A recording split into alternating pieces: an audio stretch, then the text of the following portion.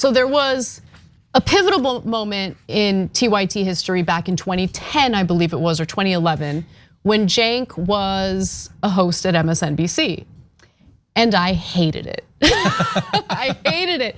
There was 1 week, and Cenk is the kind of person who doesn't leave people behind, right? So he gets this hosting gig on MSNBC, and he tries to get us all in with him. So I remember I was flown out for 1 week, and I got to experience what MSNBC was like, and I was scared. I was terrified that like this is our new reality because I just didn't feel like it was the right fit for TYT. And so there was a pivotal moment when Cenk and our tiny little crew at the time went to a nearby bar because he had an announcement he wanted to share with us. And here's what I'm talking about. Is there gonna be any interesting announcement or anything today? We do have dramatic news today. My guess is that there's a low ball opening off. First of all, let me tell you something that will not go out for a long time.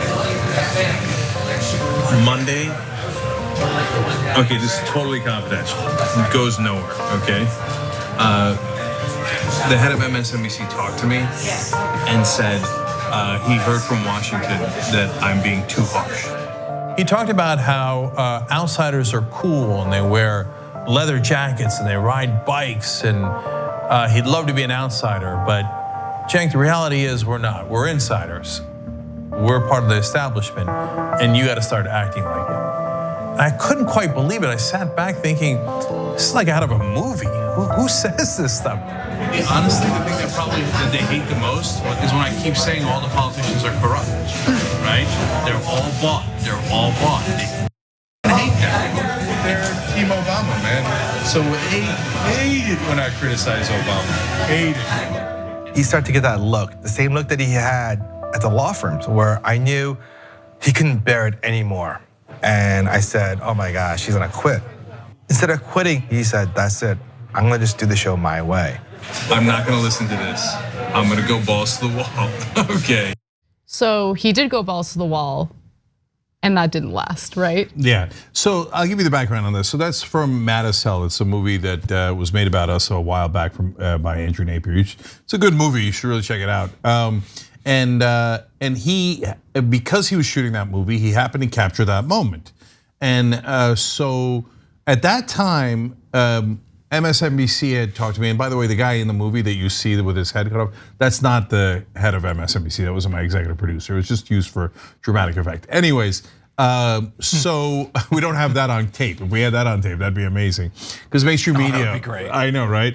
Mainstream media. Project Veritas when you need it. So, of course, mainstream media immediately was like, we believe MSNBC and not you. But there I am on tape 3 months before I left MSNBC saying they gave me this speech and I'm not gonna do it, okay?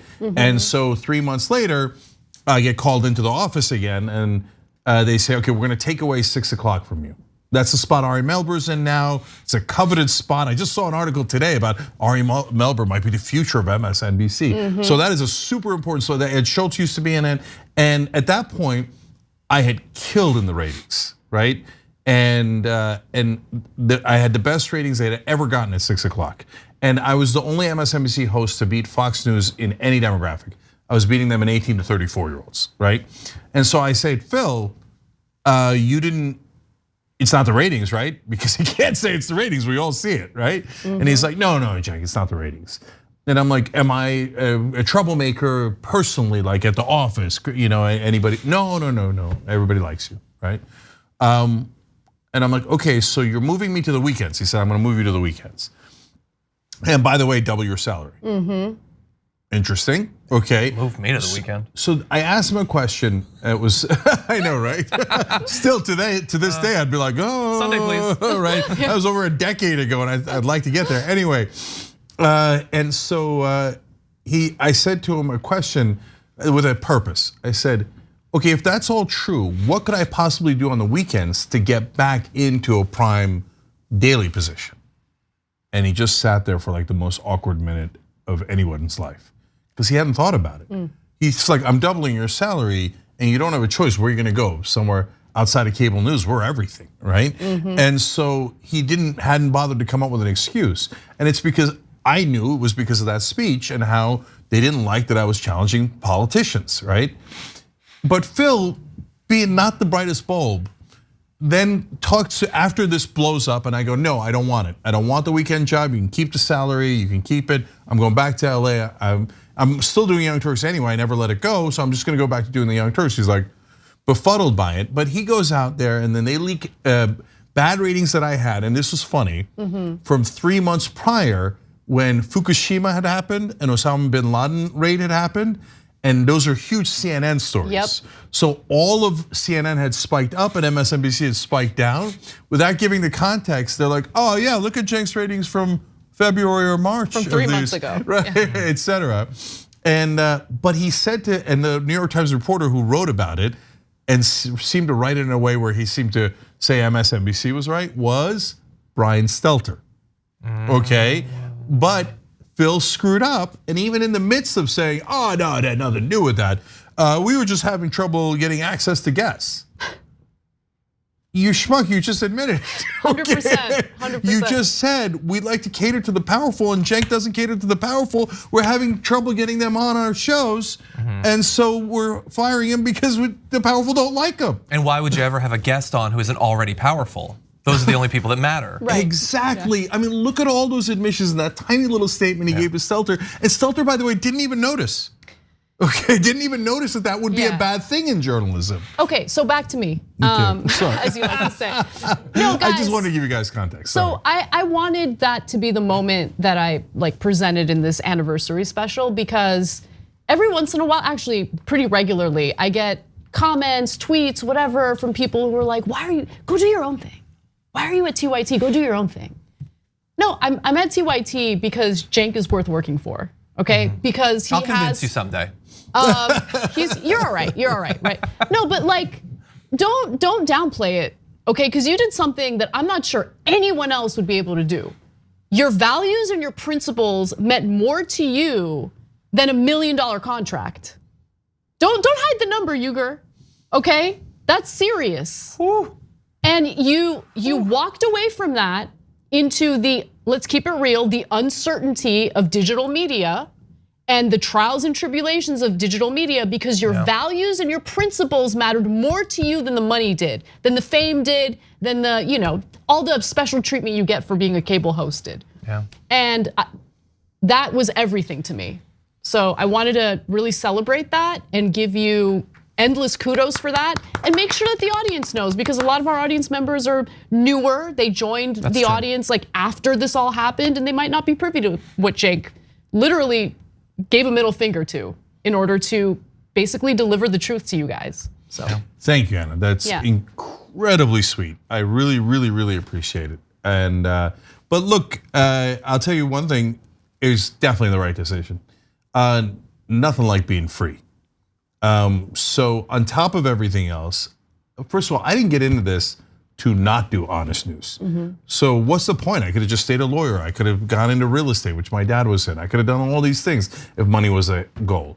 So if you're gonna say do the news, but don't do it honestly, no deal, no thank you. I have got no interest. But secondarily, when you have to be someone else's servant in a sense, and do as they tell you, whether it's right or wrong, then what are you doing it for, right? And you gotta do it, I hear you, right? And that happens a lot, right? Yeah. But I didn't have to do it because I had you guys. And so, look, and I know I'm corny, but I mean it 1000%. When other hosts are given that ultimatum, they don't really have a choice. There's no radio left anymore. That industry's destroyed for talk show hosts, right? And at the time, YouTube had just kind of barely started, right? It was around 2011, and YouTube had started at the end of 2005. It'd only been around 6 years. There was no Facebook presence. There was no the rest of social media, et cetera. And so if that ultimatum came to any of the hosts on MSNBC now or CNN, well, it's the end of their careers if they say no. And so that's a hell of a thing. Yeah. But for me, I knew we had members. And I knew that we weren't gonna be rich and it was gonna take a long time, and I knew it was gonna be a struggle, but I knew you had my back. And so since you had my back and we could go back and just build it, right? And that I wasn't gonna fall off a cliff, that gave me the courage to do that. So you were my safety net. So if you see me being corny on air about how much we value the members, it's 100% real.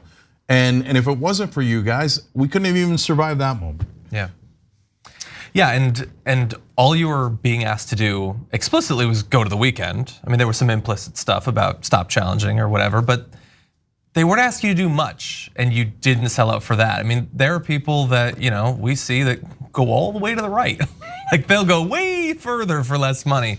And so, there's always gonna be accusations thrown around about people selling out or whatever.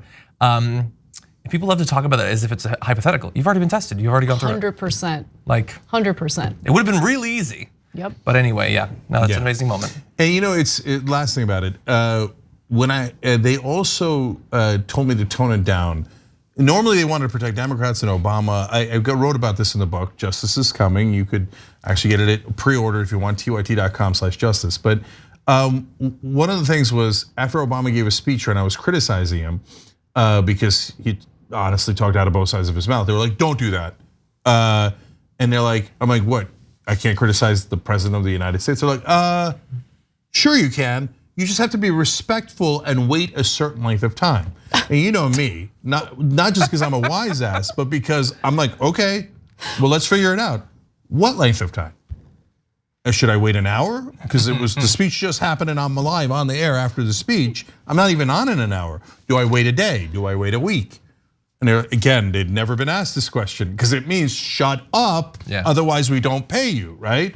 And so I'm not gonna tell you who said it, but one of the hosts there was like, well, maybe 2 days or so. And I was like, so until it's out of the news cycle. And then when I go to say it, you'll say it's out of the news cycle. Yep. Okay, and then, but it wasn't just Democrats. I yelled at a former Republican congressman who wanted to cut Social Security. If you're an MSNBC viewer, you don't want Social Security cut, right? I'm fighting for you.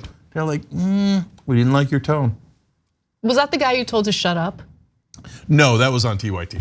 Oh yeah, that was on TYT. You're right. Yeah. So if I'd done that on MSNBC, they'd have lost their minds. How could you tell someone powerful to shut up? That is an outrage. People would not like that. I'm like, are you kidding me? They love it. You don't like it. Yeah.